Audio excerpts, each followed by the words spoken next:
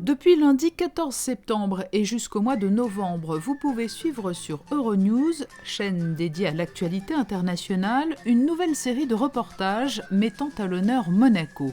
La Principauté et cette chaîne de télévision, diffusée dans plus de 150 pays, ont déjà travaillé ensemble par le passé.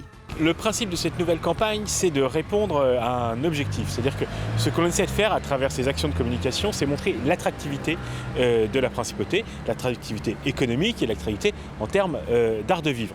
Pour cela, on passe par quelque chose d'assez classique, mais d'assez efficace, qui est l'art du portrait. Donc nous avons une douzaine de personnes, monégasques et non monégasques, qui vont nous expliquer pourquoi ils aiment vivre à Monaco, pourquoi ils aiment travailler à Monaco, et pourquoi finalement Monaco est une place spécifique avec des avantages que personne n'a. Pour qu'on comprenne bien ce qui va se passer sur la télé, pour revenir sur tout à l'heure, c'est 616 diffusions qui vont avoir lieu dans 3 langues, anglais, français, russe, et au total, c'est 10 heures de portraits qui vont être proposés à ces 422 millions de foyers. Des portraits, mais pas seulement. Euronews propose également ce que l'on appelle des live-séries qui présentent différents aspects du Rocher. Vendredi 11 septembre, dernier jour de tournage pour l'équipe sur un toit-terrasse qui domine la place du marché. C'est la 3e année qu'on vient tourner à Monaco et chaque année je me demande mais qu'est-ce qu'on va raconter de plus sur un territoire de 2 km². Eh bien on trouve et il y en a toujours plus à raconter et cette fois pour la campagne, eh bien on est parti sur tout d'abord la gastronomie, mais la gastronomie alternative.